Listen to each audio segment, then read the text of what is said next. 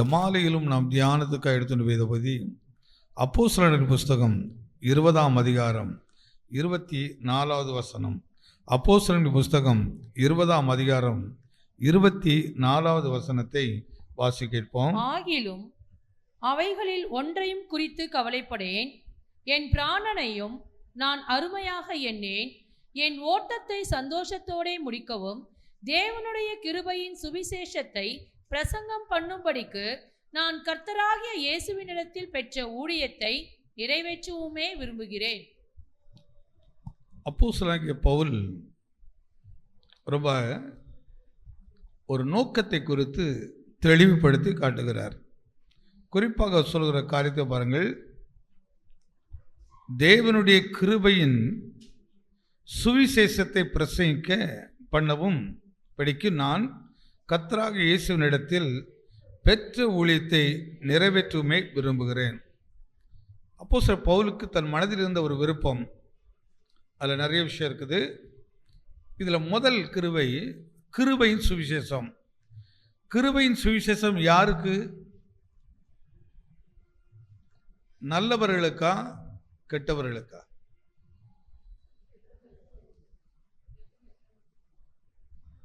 Correct? உண்மை? ரொம்ப கரெக்டாக சொன்னீங்க. கரங்க தட்டி ஆனோத்தைப்படுத்துங்க.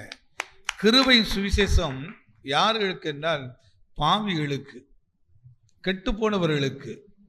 அதனால தான் அவர் கெட்டு போனவர்களை ரட்சிக்க, இழந்து போனதை மீட்கவே கர்த்தராகிய இயேசு கிறிஸ்து இந்த பூமிக்கு வந்தார்.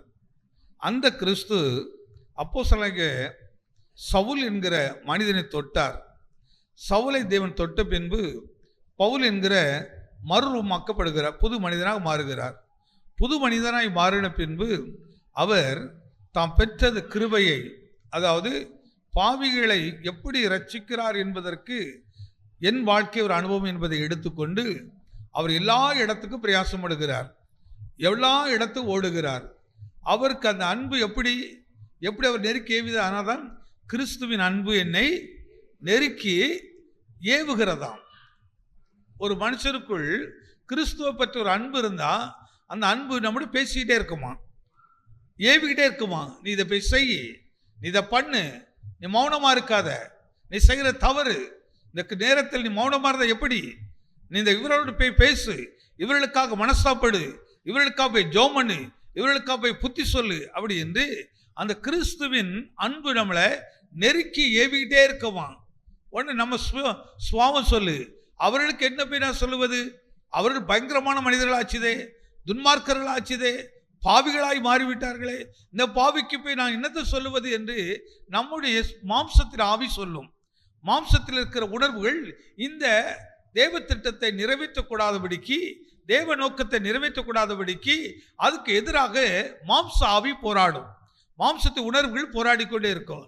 அப்போ சத்தியம் என்கிற பலன் நமக்குள்ளே இருக்கும்போது, சத்தியத்தை அறிகிற அந்த கிருபை நம்ம இருக்கும்போது, அந்த கிருபை என்ன செய்யும், மாம்சத்தின் செயல்களை செயலற்றதாக மாற்றிவிடும். நீ அமைதலாக இரு, உன் விருப்பத்தை செயல்படுத்ததில்லை, உன் விருப்பத்தை இல்லை, தேவ விருப்பத்தை நிறைவேற்றுவதுதானே என்னை அழைத்திருக்க அழைப்பு. அந்த கிருபை எனக்கு தானே கிடைத்திருக்கிறது.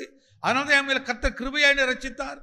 அந்த கிருபை குற்றவாளிகளுக்காக, பாவிகளுக்காக, தவறு செய்கிறவர்களுக்காக, அவர்களுக்கு அறிவிப்பதற்காக. ஆனால் தான் பவுல் இந்த வார்த்தை எழுதுகிறார் பாருங்கள். தேவனுடைய கிருபையின் சுவிசேஷத்தை பிரசங்கம் பண்ணவும் படிக்கு நான் கர்த்தராகிய இயேசுவினிடத்தில் பெற்ற ஊழியத்தை நிறைவேற்ற விரும்புகிறேன். இது என் விருப்பம் அப்படி சொல்கிறார். எனக்குள்ள அந்த விருப்பம் எனக்கு கர்த்தர் கொடுத்தது, அது இந்த கிருபை எனக்கு கொடுத்திருக்கிறார். ஐயா, எத்தனை பேருக்குள் இப்படிப்பட்ட ஒரு ஆசைகள். உண்மையாய் மனம் திரும்பினவர்கள், உண்மையாக அபிஷேகம் பெற்றவர்கள் ஒரு நாள் நம்மளை சும்மா இருக்கவே முடியாது, சும்மா இருக்கவே முடியாது. நம்முடைய உள்ளத்தில் அவர் ஏவிக்கிட்டே இருப்பார். அதான் பவுல் இந்த வார்த்தை இருக்கிறார், கிறிஸ்துவின் அன்பு என்னை நெருக்கி நெருக்குதான். நெருக்கம்னா என்ன நெருக்கம்?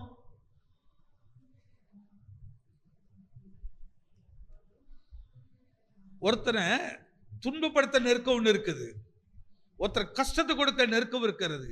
ஆனால் இன்னொரு நெருக்கம் இருக்கிறது, ஒருத்தரை ஆசீர்வதிப்பதற்காக இருக்கிற நெருக்கம். ஒருத்தருக்கு விடுதலை உண்டாக்க முடியாது நெருக்கம்.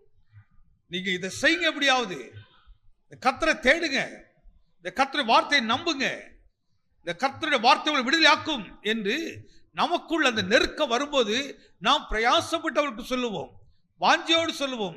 அது காதல் இருந்தாலும் சரி, இல்லாவிட்டாலும் ஒரு குறிப்பிட்ட காலம் போராடி கொண்டே இருப்போம், அவரோடு சொல்லிக்கிட்டே இருப்போம். ஆனாதான் போச்சு, கிறிஸ்துவின் அன்பு என்னை நெருக்குது. அன்பு தான் கிருபை. கிருபை இருக்கிறவர்களால் தான் பாவிகளுக்கு சுவிசேஷம் சொல்ல முடியும். பவுலுக்குள்ள பலவிதமான வரங்கள் அனுப்பிட்டு ஆவிக்குரிய 9 வரங்களை அவர் பெற்றிருந்தார்.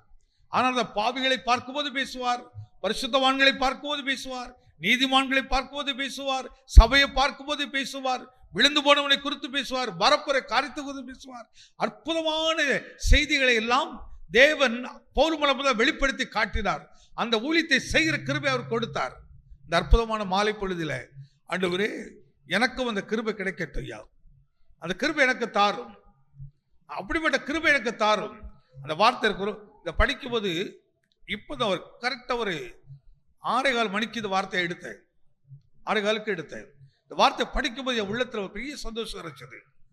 ஆண்டவர் அப்போதைய மாலையில் இந்த வார்த்தையை பேச விரும்புகிறார், இந்த கிருபையை கொடுக்க விரும்புகிறார். அந்த வார்த்தை எவ்வளவு அற்புதமா இருக்கு. முதல்ல படிங்க. ஆகிலும் அவைகளில் ஒன்றை குறித்து, எவைகளை குறித்து நான் கவலைப்படுறதில்லை இருக்கிறாரு. 23ஆம் வசனத்தை வாசித்து பாருங்கள். கட்டுகளும் உபத்திரவங்களும் எனக்கு வைத்திருக்கிறது என்று பரிசுத்த ஆவியானவர் பட்டணந்தோறும் தெரிவிக்கிறதை மாத்திரம் அறிந்திருக்கிறேன். என்னத்தை அறிந்திருக்கிறாராம்? கட்டுகளும் உபத்திரவங்களும். நமக்கு உபத்திரம் இருக்குன்னு பக்க திசையை திரும்பி பார்ப்போம், அந்த பக்கம் திரும்பி பார்ப்போம். ஒரு திருப்பி யாராவது ஒருத்தர் என் வீட்டு வாசல்ல காலை வைக்காதுன்னு சொன்னா நம்ம அதை அழகா சாக்க பிடிச்சுக்கிடுவோம். அவங்க தான் அன்னைக்கே சொல்லிட்டாங்களே என் வீட்டு வாசல்ல கால் வைக்க கூடாது என்று. அதனால் நான் என்ன செய்ய மாட்டேன்.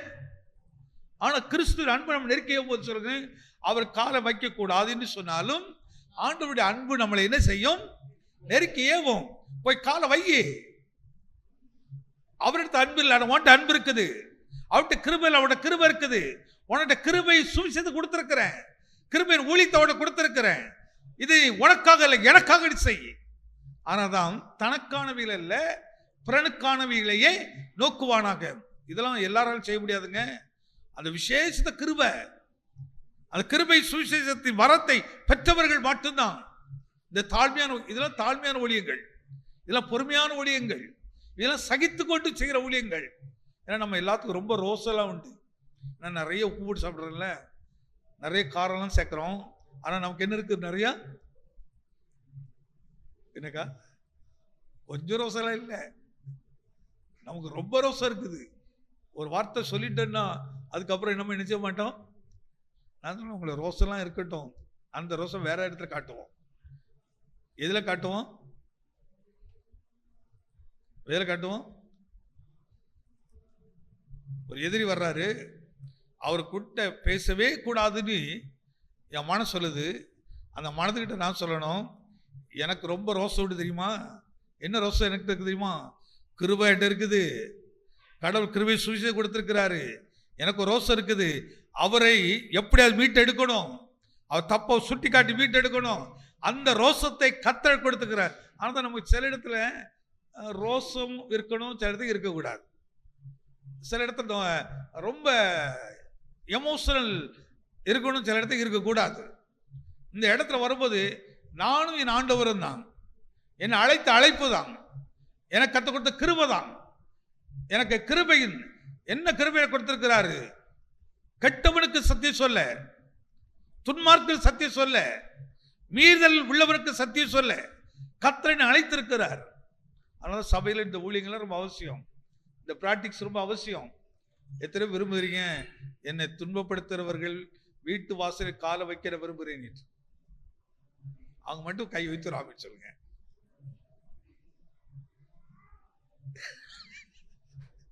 இப்படிலாம் தர்ம சங்கடெல்லாம் காட்டுறீங்களா? இவ கர்த்தர் சொல்லிட்டாரு, பிள்ளைகளே உங்களுக்கு காதுல இருந்து வார்த்தையை போட்டுட்டேன், என் கீழ்ப்படியாது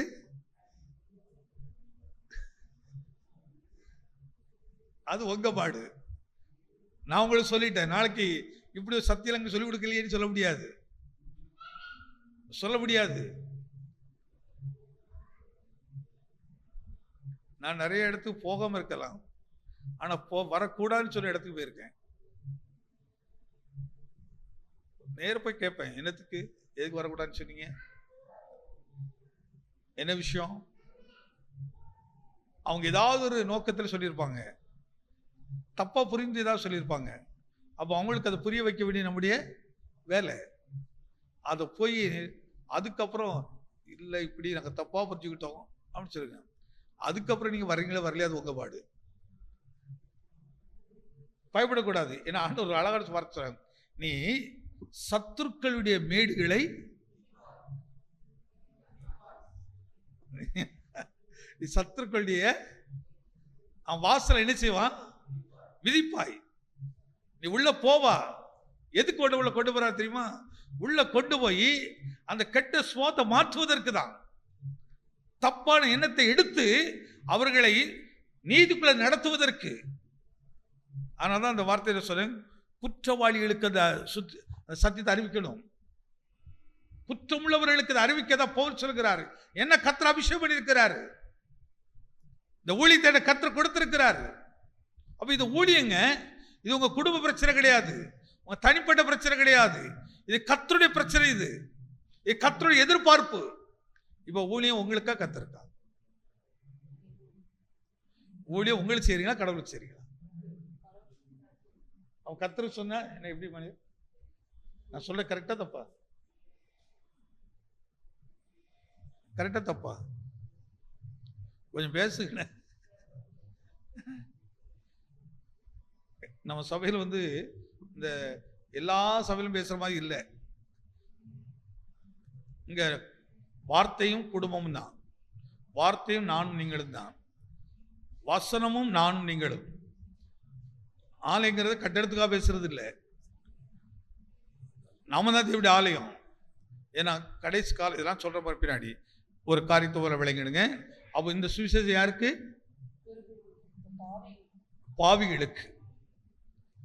பாவிகளுக்கு சுவிசேஷம் அறிவிக்கணுமா இருக்க வேண்டாமா? இப்ப இன்னொரு விஷயம், கடல் கடந்து கூட ஒரு பாவிக்கு சுவிசேஷம் அறிவிச்சிருவோம். ஆனா யாருக்கு அறிவிக்க மாட்டோம் தெரியுமா? நம்ம வீட்டுக்குள்ள இருக்க பாவிக்கு அறிவிக்க மாட்டோம், நம்ம வீட்டுக்குள்ள இருக்க துன்மார்க்கருக்கு சொல்ல மாட்டோம், யோசிப்போம்.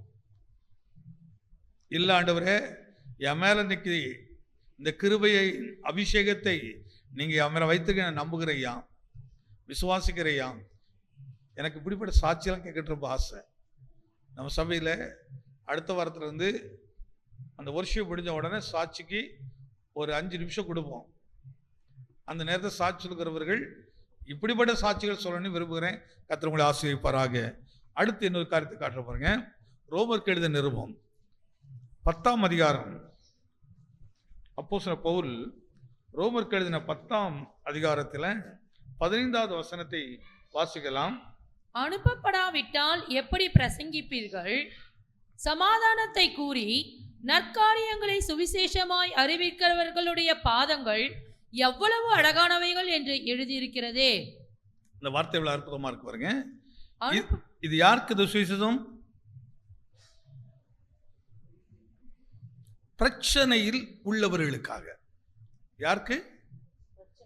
பிரச்சனையில் இருக்கிற குடும்பங்களுக்காக, பிரச்சனை இருக்கிற தனி மனிதர்களுக்காக இந்த சுவிசேஷம் கொண்டு போற. அந்த வார்த்தை எப்படி சொல்ற பாருங்க. அனுப்பப்படாவிட்டால் எப்படி பிரசங்கிப்பான்? சமாதானத்தை கூறி நற்காரியங்களை சுவிசேஷமாக அறிக்கிறவனுடைய பாதங்கள் எவ்வளவு அழகானவை என்று எழுதியிருக்கிறதே. ஏசாயா தீர்க்கதரிசியில இதை குறித்து எழுதியிருக்குது. அந்த ஏசாயா தீர்க்கதரிசியில எழுதியிருக்கிறதை பவுல் எடுத்து அப்படி காட்டுகிறார். அனுப்பப்படாவிட்டால் எப்படி? இப்போ கர்த்தர் அனுப்புறாரு. எதற்கு அனுப்புறாராம்? சமாதானத்தை கூறி நற்காரியங்களை, அதான் ரொம்ப குழப்பத்தில் இருக்கிறவர்கள், ரொம்ப பிரச்சனையோடு இருக்கிறவர்கள், தெளிவில்லாமல் இருக்கிறவர்கள், என்ன பண்ணணுங்கிறதை குறித்து அவர்களுக்கு ஒரு வெளிச்சம் இல்லாமல் இருக்கிறவர்களை நோக்கி பார்த்து அவர்களுடைய வீடுகளுக்கு நாம் அனுப்பப்பட வேண்டும். அதனால தான் ஒரு ஊழித்து போகும்போது கூட நான் கர்த்தருடைய சமுதிரம் காத்திருந்து, ஆண்டவரை இன்றைக்கு என்ன எந்த வீட்டுக்கு அனுப்ப போறீங்க, இன்னைக்கு எந்த மனுஷனோடு பேச அனுப்ப போறீங்க, எந்த மனுஷியோடு பேச அனுப்ப போறீங்க, நீங்க என்ன அனுப்புங்கப்பா. அனுப்பப்படாவிட்டால் யாரு? அப்போ நம்ம அனுப்புறது யார் அனுப்பணும்? தேவன் நம்மை அனுப்பணும். தேவன் அனுப்ப. அப்போ சபை பொழுது அனுப்பப்பட வேண்டும் என்று தேவன் விரும்புகிறார். இந்த மாலையில நம்மை ஒவ்வொருவரையும் பார்த்து விரும்புகிறாரு. என் பிள்ளைகளே, நீங்கள் பிரச்சனை உள்ள குடும்பங்களை பார்த்து அந்த வீட்டுக்கு ஒரு வாழ்த்து சொல்ல போங்க. அவர்களை திடப்படுத்துங்க, அவங்களை போய் தேற்றுங்க. அவங்களை தேற்றுகிற ஒரு அற்புதமான பொறுப்பு உன் கையில் ஒப்பு கொடுக்கிறேன். அதாவது பிரச்சனை தாங்க முடியாது. பிரச்சனை வந்துச்சுனாலதான் நிறைய குடும்பங்கள் என்ன தற்கொலைக்கு நேரா போகுது, பிரிவினைகள் உண்டாகிறது. ஏன்னா அவங்க இந்த பிரச்சனை எப்படி சால்வ் பண்ணு தெரியல. இந்த குரங்கு மாதிரி மாட்டிக்கிடுறாங்க. குரங்குக்கு ஒரு புண்ணு வந்துச்சு, அதுவே நோண்டிருப்போம். இவங்களே பிரச்சனை தீர்க்கிறேன் தீர்க்கிறேன் தீர்க்கிறேன் தீர்க்கிறேன்னுட்டு பிரச்சனையை பெரிய பிறகு ஆப்ரேஷன் பண்ணுற நிலை கொண்டு போயிறாங்க. சில இடத்துல கை காலம் இழக்க இல்லாம வேண்டி வந்துடுது. இல்லை, அந்த பிரச்சனை தீர்க்கிறது யார் தீர்க்க முடியும்? தேவன் மட்டும்தான் தீர்க்க முடியும். ஆனால் உங்கள் பிரச்சனையில் தேவ சமுத்திரம் கொண்டு வாங்க. இப்போ தேவன் அறியாதவர்கள் யார் எடுத்துகிட்டு போவார்கள்? மந்திரவாதி எடுத்துகிட்டு போவார்கள், அல்லது பொல்லாதவர் எடுத்துகிட்டு போவார்கள், துன்மார்க்கர் இடத்துல போவார்கள். அவர்கள் இன்னும் தீர்த்து வைப்பார்கள் நினைப்பார்கள். அவர்கள் இடத்திற்கு போவீர்களானால் பயங்கரமான பிரச்சனை உங்களுக்கு உண்டாகும், பயங்கரமான வேதனை உண்டாகும். 93வது ஆண்டில் ஒரு பெரிய நெருக்கடி வந்திருக்கும் போது நிறைய பேர் சொன்ன ஒரு ஆலோசனை நமக்கு நெருக்கடி, இந்த பிரச்சனைகளுக்கு நீங்கள் போலீஸ் ஸ்டேஷனையோ கோர்ட்டோ இல்லை, இதற்கு குறிப்பிட்ட அந்த நபரிடத்தில் போருங்கள், அவரிடத்தில் போனால் உங்களுக்கு அந்த பிரச்சனை தீர்ந்து விடும் என்று. அப்பொழுது அப்போ நான் கொஞ்சம் நல்ல சின்ன வயசு, 93னா எத்தனை வருஷம் முன்னாடி?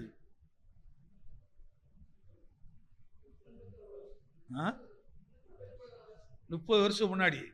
அப்போ என் வயசு இதில் இருப்பதை விட பாதி கம்மி. ஆனால் அந்த வயதிலே கூட நான் அந்த ஆலோசனை கொடுத்துட்டு சொன்ன ஒரு காரியம், நீங்கள் சொல்லுவது எல்லாமே சரிதான், இதற்கு அந்த மனிதர் எடுத்து போக வேண்டியதில்லை, அந்த மனிதனாகவே நாம் மாற முடியும். நீங்கள் சொல்லுகிற மனிதராகவே நாம் மாற முடியும், நாங்களே அதை செய்ய முடியும். ஆனால் அது துன்மார்க்க வழி, அந்த வழியில் அதை செய்யக்கூடாது. ஒரு துன்மார்க்கத்தில் போனால் நீங்கள் கசாப்பு கடைக்காரன் எடுத்து தலை கொடுப்பதை போல உங்களுக்கு இருக்கிறது எல்லாத்தையும் நீங்கள் இழக்க விட இருக்கிறோம். இதுக்கு நிறைய எக்ஸாம்பிள் சொல்ல முடியும். சில இடத்துல அந்த ஆலோசனையை துன்மார்க்கிறது போகிறான், அவன் சொல்லுவான், சரி நீங்கள் முதல்ல இவ்வளோ ஒரு அமௌண்ட்டை கொடுங்க அப்படிவான், நான் உங்களை தீர்த்து வைக்கிறேன் எல்லாம் கொண்டு கரெக்டாக ஒரு செட் பண்ணி வச்சுட்டு இப்பொழுது சொல்லுவாங்க, இதனுடைய வேல்யூ இவ்வளவுதான், நீங்கள் இந்த ரேட்டுக்கு அந்த பார்ட்டியை கொடுத்துருங்களேன். அங்கே ஒரு அமௌண்ட்டை வாங்கிடுவான். எப்படி தீர்ப்பான்னு சொன்னால், இந்த மாதிரி நஷ்டத்தை உண்டாக்கும்படி, கஷ்டத்தை உண்டாக்கும்படி துன்மார்க்கருடைய ஆலோசனைகள், ரவுடிகளுடைய ஆலோசனைகள் இந்த மாதிரி இருக்கும், இப்படிப்பட்டதாக இருக்கும். அதனால அந்த நாளில் சொல்லும், நாங்கள் இப்படிப்பட்ட ஒரு நபர்களை எடுத்துகிட்டு போக வேண்டிய அவசியமும் இல்லை, அப்படி போய் ஒரு நியாயம் கிடைக்க வேண்டிய அவசியம் அவருடைய ஆலோசனைப்படி செய்வோம். அவர்களுக்கு என்ன ஆலோசனைகிறாரோ அந்த ஆலோசனைப்படி செய்வோம். அந்த நாளில் வாசித்து காத்திருந்து ஜெபம் பண்ணும்போது கர்த்தர் ஒரு நல்ல ஒரு ஆலோசனை கொடுத்தார். ஒரு நாள் நாம் தேடி போனோம் அதிகாரத்தை, அதுக்கு பின்பு அதிகாரம் நம்மை தேடி வந்தது. அதனால தான் தேவனா கூடாத காரியம் ஒன்று இல்லை, தேவனாக எல்லாம் கூடும். ஆனால் அதுக்கு ஒரு காலங்கள் இருக்கிறது, பொறுமையோடு. அதனால சொல்கிறது, நான் கர்த்தருக்கு பொறுமையுடன் காத்திருந்தேன், அவர் என்னிடமாய் சாய்ந்து என் கூப்பிடுதல் சத்தத்தை கேட்டார். கர்த்தருக்கு காத்திருங்கள்.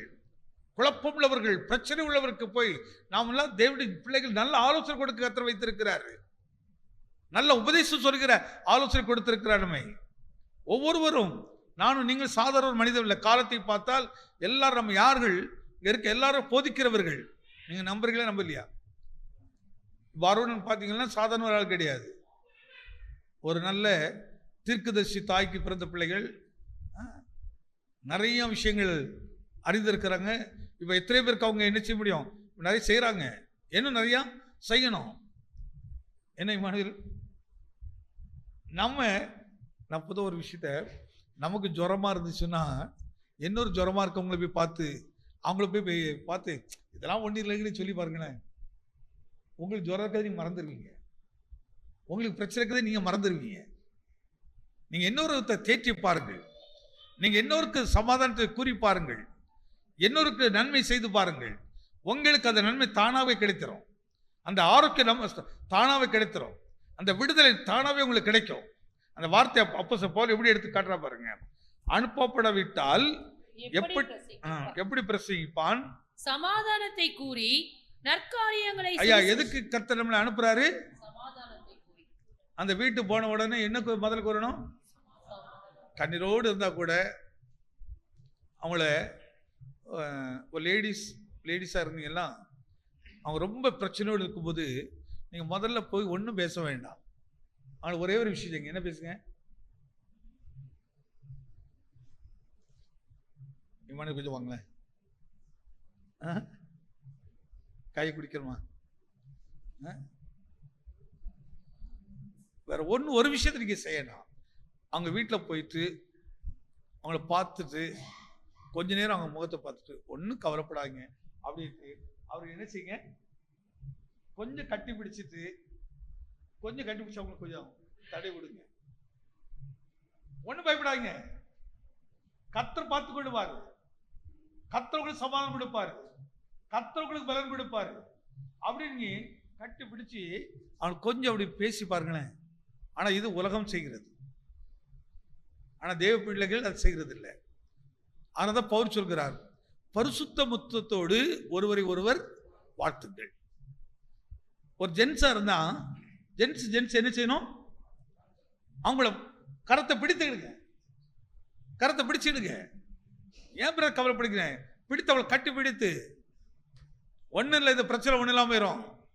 உங்களுக்கு கர்த்தர் உங்களை பார்த்து கொள்வார். மகிழ்ச்சியா இருங்க. அப்படி திடப்படுத்தி பாருங்க. அவர்களுக்கும் ஆறுதல் கிடைக்கும், நமக்கும் ஆறுதல் கிடைக்கும். ஏன்னா நம்ம எதை செய்கிறோமோ அதே நீங்க என்ன வாழ்த்து சொல்றீங்களோ அந்த வாழ்த்துதல் அப்படியே உங்களுக்கு வரும். அந்த சமாதானம் அப்படியே வரும். இது சமாதானத்தின் சுவிசேஷம். இது யாருக்கு? பிரச்சனை உள்ளவர்களுக்கு. முதல்ல சொன்ன பாவிகளுக்கு, அவங்களுக்கு காட்ட வேண்டிய ஒரு சுவிசேஷம் இருக்குது. ஆனா பிரச்சனை இல்லாத வீடு யாருமே இல்லை. ஒரு சகோதரி பிரச்சனை தான், நீங்க அவங்களுக்கு போய் உங்க புத்தி அறிவியலம் காட்டாதீங்க. சுய அறிவியலம் காட்டாதீங்க. அவங்க கட்டி பிடித்து ஒரு வசனத்தை காட்டுங்க. இந்த வசனம் என்ன சொல்லுது பாருங்க. அக்கா, உங்க கண்ணீரை கர்த்தர் துடைப்பாரு. தங்கச்சி, உங்க கண்ணீரை கர்த்தர் துடைப்பாரு.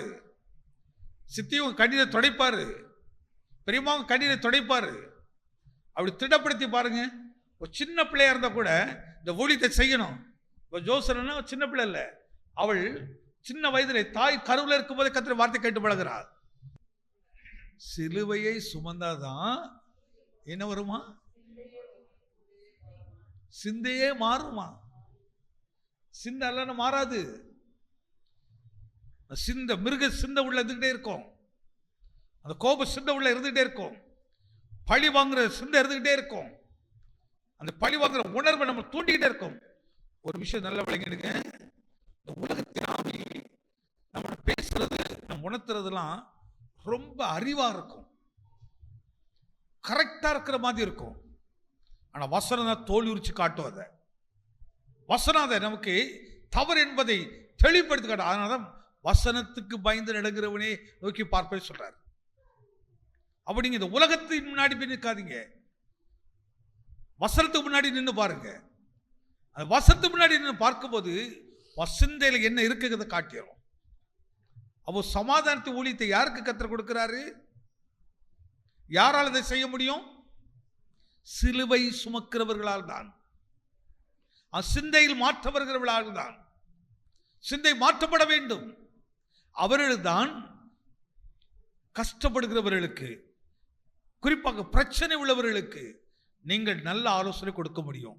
உங்க சிந்தையில் உலகத்தின் ஞானம் இருக்குமானால், அறிவிற்குமானால், கெட்ட அறிவிற்குமானால் உங்களால் சமாதானத்தின் அறிவை கொடுக்க முடியாது.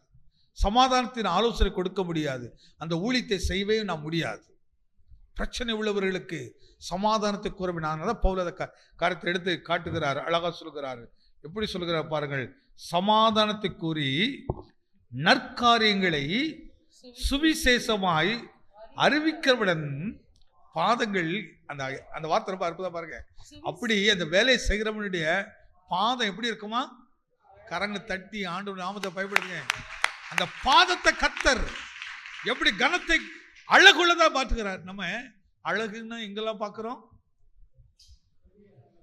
எந்த அழகை பார்க்கிறோம்? நிறைய பட்டி கீட்டெல்லாம் பார்த்து வருகிற இந்த அழகை பார்க்கிறோம். ஆனா ஆண்டவர் சொல்லுகிறாரு, இந்த ஊழியத்தை செய்கிறவனுடைய பாதம் எவ்வளவு அழகா இருக்குமா. இந்த பாதம் ஒரு வீட்டுக்கு போனதான் அவர் ஆசீர்வாதம். ஆமே. இந்த பாதத்தை கர்த்தர் கல்லீரல் இடராதபடிக்கு, நீ உனக்கு ஒரு ஆபத்து வருதுன்னு சொல்லும் போதே கர்த்தர் அப்படி தூதர்களை அனுப்பி உடனே பாதத்தை காத்துக்கொள்ளுவார். அவருக்கு தெரியும் இது அழகான பாதம், இந்த பாதம் சேற்றில் விழாதபடி காத்துக்கொள்ளுவார். ஏனென்றால் அவருக்கு பிரியமான பாதம் அது. அது அழகான பாதம். சமாதானத்தை என்ன செய்து கூறி சமாதானத்தை சுமந்துட்டு அழைது. எப்ப சமாதானத்தை சுமந்து செல்ல முடியும்னு சொன்னோம்? சிலுவை சுமந்தால் தான். அதனால்தான் நமக்கு சமாதானத்தின் ஊழியத்தை செய்யும்போது நம்ம கொஞ்சம் பாடுகள்லாம் வரதான் செய்யும். இந்த பாடுகள்லாம் சுமந்துட்டு தான் போகணும். இந்த வெளிச்சம் இருக்கிறவங்களுக்கு தான் இந்த உலகத்தின் மீது ஆடம்பரத்தின் பிரசங்கத்தை நம்ம பண்ண மாட்டோம். ஆடம்பரத்தின் பிரசங்கத்தை விரும்பவும் மாட்டோம். ஏன்னா நான் எனக்குள்ளதை நான் தேட வரல. கிறிஸ்து என்னை கொண்டு என்ன செய்ய விரும்புகிறாரோ அதை செய்வதற்கு நான் அர்ப்பணிக்க வந்திருக்கிறேன். நான் அர்ப்பணிக்க தான் நான் வந்திருக்கிறேன். ஆண்டவருக்கே அர்ப்பணிக்க வந்திருக்கிறேன். ஒரு குடும்ப வாழ்க்கை எடுத்து பாருங்க. கணவன் மனைவிக்கு அர்ப்பணிக்கிறார், மனைவி கணவனுக்கு அர்ப்பணிக்கிறார்கள். ஒருவருக்கு ஒரு அர்ப்பணிப்பு. நான் உனக்காக, நீ எனக்காக, இப்படி ரெண்டு பேரும் டெடிகேட் பண்ணும்போது தான் பாருங்க அந்த ரெண்டு பேருடைய அந்த குடும்ப வாழ்க்கை மகிமையா இருக்கும். ஒருத்தருக்கு கஷ்டம்னா இன்னொருத்தர் வலிக்காதா? அந்த சமாதானம் எப்படியாவது இடத்துக்கு சமாதானம் உண்டாகணும். நெருக்கத்தில் இருக்கிறாங்க, கஷ்டத்தில் இருக்கிறாங்க, அவங்களுக்கு ஏதாவது உதவி செய்யணும். இந்த ஏவம் உள்ளத்துல உடனே நம்ம அதை கீழ்ப்படி செய்யணும். நம்ம சபையிலுக்கு அநேகருக்கு அந்த சுபாவத்தை கற்றுக் கொடுத்துருக்கிறேன். உள்ளத்தை ஆள் நன்றி சொல்லத்துக்கிறேன். சிலலாம் சொல்லும்போது, ஐயா இதை நெருக்கப்படுறவங்களுக்கு இருக்கிறாங்க, இதை அவங்களுக்கு உதவி செய்யுங்க, நீங்கள் உதவி செய்யுங்க, என் கையிலே கூட காசு கொடுத்துருக்குறாங்க. அந்தரங்கத்தில் நிறைய சுபாவத்தை கர்த்தர் மாற்றிருக்கிறார். இதெல்லாம் நினைத்து என் ஆத்துமாவே கர்த்தரை ஸ்தோத்திரே நான் நன்றி செலுத்துகிறேன். ஒவ்வொரு நாள் ஆண்டவரே இங்கே பிரசங்கிக்கிற ஒவ்வொரு வார்த்தை அநேகரை மாற்றிக்கிட்டு வருதப்பா, அநேகர் சுபாவத்தை மாற்றிட்டு வருதே, அதுக்காக என் ஆத்துமாவே கர்த்தரை, என வார்த்தை கர்த்தருடையது. அவர் வசனத்தை அனுப்பி அனுப்பி குணமாக்கிட்டே இருக்கிறார். அந்த சுபாவங்களை கொடுத்துக்கிட்டு இருக்கிறார். ஒரு நாள் ஒரு அம்மாண்ட கொடுத்துட்டு சொன்னாங்க, அவங்களாம் அவ்வளோ வசதியானாங்க அப்படிலாம் இல்லை. ஆனால் அவங்க உள்ளத்தை இந்த பிரசங்கங்கள் மாற்றுது பாருங்க, அவங்க குணத்தை மாற்றுது பாருங்க. மாற்றி, ஐயா இப்படி தேவையுள்ளவங்களுக்கு இதை கொடுங்க, இந்த காரியங்களை செய்யுங்க. உண்மையில் அதை நினைத்து நான் நைட்டில் போய் ஜோனும் போது ஆண்டவருக்கு நன்றி சொல்லிட்டு இருக்கிறேன். அப்போ உங்க வார்த்தை சபையிலே கிரியை செய்கிறதுக்காக சொல்ற விஷயம் என்ன தெரியுமா? இந்த வசனத்தைப்படி நாங்கள் செய்கிறோம். இப்போ கர்த்தரை ஆசீர்வதிக்கிறார். நான் கடந்த சொல்லியிருக்கேன் பாருங்க, யெகோவா சபையில் நிறைய பேருக்கு எதிர்பார்ப்பு இருக்கும். பாஸ்டர் டிசம்பர் இது கொடுக்க மாட்டாரு அப்படின்ட்டு. ஒரு நாள் பிரசன் சொல்கிறேன், நீங்கள் யாராவது கொடுப்பாங்கன்னு நினைக்காதீங்க. இந்த வருஷம் நான் யாருக்கு கொடுக்கணும், ஏதாவது கொடுங்க, ஒரு பிஸ்கட் பாக்கெட்டா வாங்கி கொடுங்க, நீ விரும்புங்க அப்படி சொன்னாங்க. அப்போ அந்த ஒரு அம்மா சொன்னாங்க பாருங்க, ஐயா ஒரே ஒரு காரியத்தை செய்தேன், இந்த வருஷம் 10 பேருக்கு கொடுக்க உதவி செய்திருக்கிறாரு. எத்தனை பேருக்கு? 10 பேர் கொடுக்கிற உதவி செய்திருக்கிறாரு. இப்போ ஒரு நாள் கஷ்டத்தில் இருந்தேன், எனக்கு அதை மாற்றிய வாழ்க்கை அப்படியே மாற்றிட்டார் கர்த்தர். அப்போதான் யோசித்தேங்க, நம்ம பாஸ்டர் சொல்லும்போது கொஞ்சம் கஷ்டமாக தான் இருக்கும், இவருக்கு இறக்கமே இல்லாமல் இப்படி சொல்கிறாரு அப்படின்னு நினைப்போம். ஆனால் கர்த்தர் எப்படி நம்மள இறக்கமாக இருக்க இப்போதான் விளங்கிச்சுது. அப்போ நான் சாபத்தில் இருக்கக்கூடாது, நான் கஷ்டத்தில் இருக்கக்கூடாது என்று அவர் நம்மளுக்கு உபதேசத்தினாலே நான் உள்ளத்தை மாற்றுகிறார். அந்த கொடுக்கிற எண்ணத்தை கொடுக்கிறாரு. இன்னைக்கு உண்மையாக ஒரு காலத்தில் யாரா கொடுப்பார்கள் என்று எதிர்பார்த்தை இன்னைக்கு கர்த்தர் என்ன கொடுக்கும்படி கர்த்தர் வைத்திருக்கிறார். சூழலை மாற்றுகிறாரு, பிரச்சனையை மாற்றுகிறாரு. அதான் சுவிசேஷம். கர்த்தர் பிரச்சனை மாற்ற விரும்புகிறாரே தவிர நீ பிரச்சனைகளை விரும்பல. இந்த உலக ஆவி உன்னை கண்ணுக்குள்ள கொண்டு தள்ளும், பிரச்சனைக்குள்ள கொண்டு தள்ளும். இல்ல, உன் சூழ்நிலையை மாற்றும்படியாக கர்த்தர் செய்திருக்கிறார். ஆனால் அந்த வார்த்தை அழகா சொல்கிறது. இன்னும் ஒரே ஒரு வார்த்தை சொல்லி மட்டும் முடிச்சிடுறேன். ஒரே ஒரு வசனம், இல்லை நான் தெரிந்த வசனம் தான். எபேசியர் புஸ்தகம் 1ஆம் அதிகாரம், கலாத்தியருக்கு அடுத்த வரும். எபேசியர் 1ஆம் அதிகாரத்தில் 13வது வசனம்.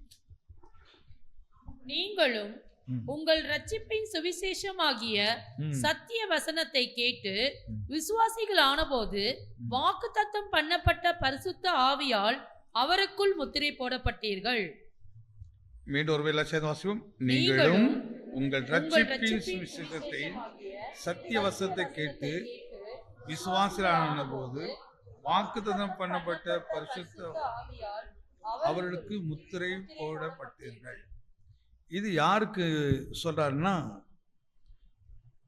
கொஞ்ச நாள் நல்லா அப்படி இருந்துட்டு இந்த தொலைந்து போன ஆடு இருக்கு பாருங்க, தொலைந்து போனவர்களுக்கு கரெக்டாக சொல்லணும்னா, ஆனால் தான் காணாமல் போன வெள்ளிக்காசு, காணாமல் போன ஆடுகள், காணாமல் போன ஆடுகள். இந்த இப்படிப்பட்ட, அதாவது கொஞ்சம் பின்மாற்ற ஜீவியத்தில் போறவர்கள், அந்த காரியத்தை கொஞ்சம் கவனித்து பாருங்க. 12 வாசிக்கிறான். தமது சித்தத்தின் ஆலோசனைக்கு தக்கதாக எல்லாவற்றையும் நடப்பிக்கிற அவருடைய தீர்மானத்தின்படி நாங்கள் முன்குறிக்கப்பட்டு கிறிஸ்துவுக்குள் அவருடைய சுதந்திரமாகும்படி தெரிந்து கொள்ளப்பட்டோம். நீங்களும் உங்கள் ரட்சிப்பின் சுவிசேஷமாகிய சத்திய வசனத்தை கேட்டு விசுவாசிகளான பொழுது வாக்குத்தத்தம் பண்ணப்பட்ட பரிசுத்த ஆவியினால் அவருக்கு முத்திரை போடப்பட்டீர்கள். அவருக்கு சொந்தமானவர்கள், அவருடைய மகிமையின் புகழ்ச்சியாகிய மீட்பு பொருள் என்பதற்கு ஆவியானவர் தம்முடைய சுதந்திரத்தின் அச்சாரமாய் இருக்கிறார். ஆனபடினாலே கர்த்தராகிய இயேசு கிறிஸ்துவில் உள்ள உங்கள் விசுவாசத்தையும் பரிசுத்தவான்கள் எல்லோரும் உள்ள உங்கள் அன்பை குறித்து நான் கேள்விப்பட்டு இடைவிடாமல் உங்களுக்காக ஸ்தோத்திரம் பண்ணி என் ஜெபத்தில் உங்களை நினைத்து கொள்கிறேன். எபேசியர் புஸ்தகம் இன்னும் நிறைய விஷயம்லாம் இருக்குது. அதாவது கொஞ்சம் தடுமாடுகிறவர்கள், கொஞ்சம் தடுமாடிக்கிட்டு இருக்கிறவங்களுக்கு போய் சுவிசேஷத்தை அறிவிக்கிறார், இந்த காரியத்தை அறிவிக்கிறார்கள், இந்த நற்செய்தியை அறிவிக்கிறார். அதனால தான் இது ரட்சிப்பின் சுவிசேஷம். ரட்சிப்பின் சுவிசேஷம் ஏதோ முதல்ல நான் சொன்னது யாருக்கு? முதல்ல சொன்னது பாவிகளுக்கு. ரெண்டாவது சமாதானத்தின் சுவிசேஷம். மூன்றாவது இது ரட்சிப்பின் சுவிசேஷம். அதாவது ரட்சிப்பை துளைத்தவர்களுக்கு, ரட்சிப்பை இழந்தவர்களுக்கு, அவர்களுக்காக பவுல் இந்த காரியத்தை சொல்லலாம். நீங்களும் உங்கள் ரட்சிப்பின் சுவிசேஷமாகிய சத்திய வசனத்தை கேட்டு நீங்களும், நீங்களும் யாரு? ஆல்ரெடி சபைக்குள்ள இருக்கிறவர்கள், இயேசுவை அறிந்தவர்கள், அது என்னன்னு தெரிந்தவர்கள் இப்ப இதெல்லாம் இழந்து போய் இந்த ரட்சிப்பின் மேன்மையை இழந்து போய் இருக்கிறார்கள். இப்ப இவங்களுக்கு அவர் சொல்லுகிற புத்தி என்னன்னா, ஆலோசனை என்னன்னா, நீங்களும் உங்கள் சுவிசேஷத்தை, இந்த ரட்சிப்பின் சுவிசேஷமாகிய சத்திய வசனத்தை கேட்டு விசுவாசிகளான பொழுது வாக்குத்தத்தம் பண்ணப்பட்ட பரிசுத்த ஆவியினால் அவருக்குள் யாராக நீங்க மாறணும்? முத்திரையாய் மாறணும். பரிசுத்தவான் முத்திரை உங்களுக்கு இருக்கணும். ரட்சிப்பின் பிள்ளைகள் எங்க முத்திரகம் மேல இருக்கணும். நான் பார்த்து ஒரு சொல்லணும், இவன் ரட்சிக்கப்பட்டவன் என்று. அது இழந்துடவே கூடாது. இந்த ரட்சிப்பின் சுவிசேஷத்தை நம்ம எல்லாரும் சொல்லும். அந்த அதிகாரத்தை மீண்டும் வாசிங்க. நீங்களும் உங்கள் ரட்சிப்பின் சுவிசேஷமாகிய சத்திய வசனத்தை கேட்டு விசுவாசிகள் ஆனபோது வாக்குத்தத்தம் பண்ணப்பட்ட பரிசுத்த ஆவியால் அவருக்குள் முத்திரை போடப்பட்டீர்கள். அவருக்குள் முத்திரை போடப்பட்டிருக்குங்க. அதனாலதான் நம்ம மேல அந்த முத்திரை அப்படியே இருக்கணும். உன் மேல ரட்சிப்புங்கிற முத்திரை இல்லைன்னா அந்த முத்திரை மேல இருக்கணும். அந்த உள்ளத்துல முத்திரை இருக்கணும். நான் விடுதலையாக்கப்பட்டிருக்கிறேன், நான் மீட்கப்பட்டிருக்கிறேன், இயேசு ரத்தத்தால் கழுவப்பட்டிருக்கு. அதனால நிறைய பேர் பாருங்க, இந்த வெளியே பார்க்கறதுக்கு ஒரு காட்சி இருக்கும், ஆனா உள்ளுக்குள்ள இன்னொரு காட்சி இருக்கும், ரட்சிப்புக்கு எதிரானதுக்கு. அதனால பாருங்க, சிலுவை சுமக்க மாட்டோம், ஆனா சிலுவை சுமந்த மாதிரி நடிப்போம். சிலுவை சுமக்கிறவங்களுக்கு அந்த எண்ணங்கள், அந்த ஆசை வருவதே இல்லை. தேவ சமுத்திரம் சொல்றேன், எனக்கு இந்த பண ஆசை வந்ததே இல்லை, இந்த போஜன ஆசை வந்ததே இல்லை, பெருமையின் ஆசை வந்ததே இல்லை. நான் தைரியமாக அந்த இடத்துல கர்த்தருக்கு முன்பாக சொல்ல முடியும், இப்படிப்பட்ட எந்த ஆசைகளும் வந்ததே இல்லை எனக்கு. ஆனால் ஒரு காலத்தில் இத்தனை ஆசை எனக்கு இருந்துச்சு, இத்தனை ஆசை எனக்கு ரொம்ப இருந்துச்சு, ரொம்ப ஆசைகள் எல்லாம் மனதில் வைத்திருந்தேன். ஆனால் என்னைக்கு அந்த ரட்சிப்பின் அந்த முத்திரை மேலே விழுந்துச்சதோ, அந்த ரட்சிப்பின் முத்திரை போட்ட பிறகு இதில் எல்லாமே என்னை விட்டு விலகி போச்சுது. இப்போ எவ்வளோ ஆடம்பரமாக இருந்தாலும் என்னால் அது ஈஸியாக கடந்து போக முடியும். எவ்வளவு குடிக்கிற இடத்துல அவனோட பழகினால் கூட என்னால் ஈஸியாக கடந்து போக முடியும். எப்படிப்பட்ட ஆளோட எனக்கு கடந்து போக முடியும்? ஏன்னா முழுவதும் அதுலேருந்து கர்த்தர் விடுதலையாக்கிட்டார். ஏன்னா நம்ம மேல முத்திரை போட்டாரு, நீ ஏன் பிள்ளைங்கிற முத்திரை போட்டாரு, நீ தேவனுடைய சுவிசேஷத்தை அறிவிக்கிறவன் முத்திரை போட்டாரு, நீ சிலுவை சுமக்கிறவன் முத்திரை போட்டுட்டாரு.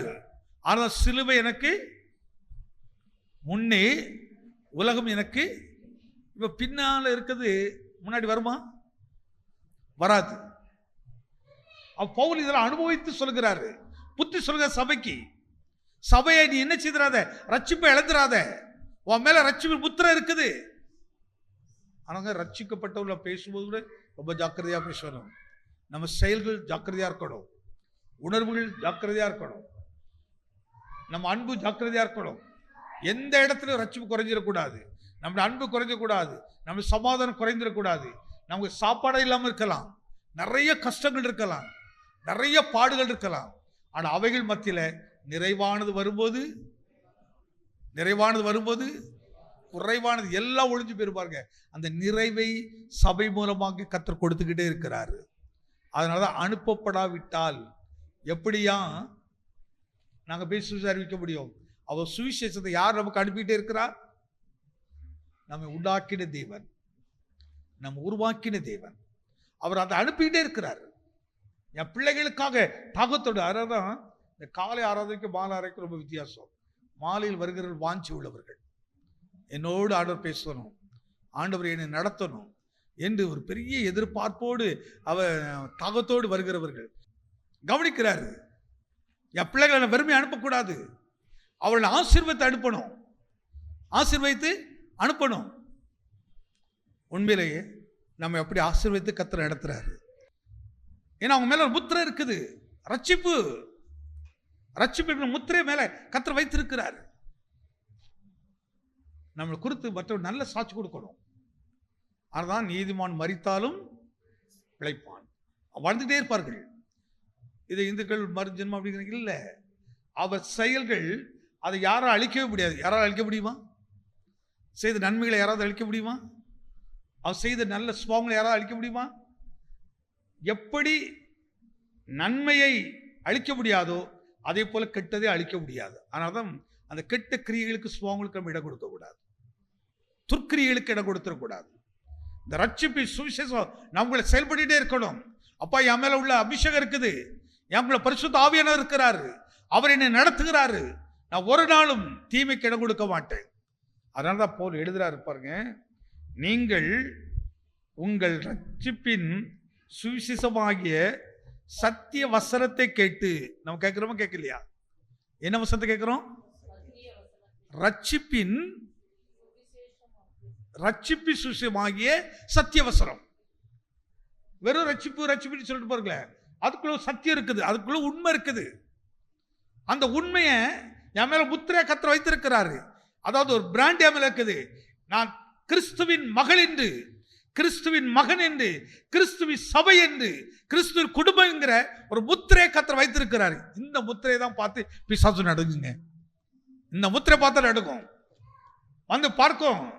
எப்பா இவன் மேல ஒரு முத்திரை இருக்குது, ரட்சிப்பின் முத்திரை, இவன்ட சமாதான முத்திரை இருக்குது. அதை பார்த்து நடுங்கும் பாருங்க. எவ்வளவு கர்த்தர் மகிமையான வைத்திருக்கிறார். ஆண்டவரே, இந்த மாலையில இந்த 3 காரியத்தை கொஞ்சம் மனதில் கொண்டு வந்து, இதில் ஏதாவது குறை இருந்தா நாம் சரிப்படுத்தி, ஆண்டவரே நான் இம்மைக்குரியதுக்காக அல்ல, மறுமைக்காக உம்மை தேடுகிறேன், மறுமைக்காக உம்மை தேடுகிறேன். எல்லாம் கொஞ்சம் முழங்கால் படி எடுப்போம்.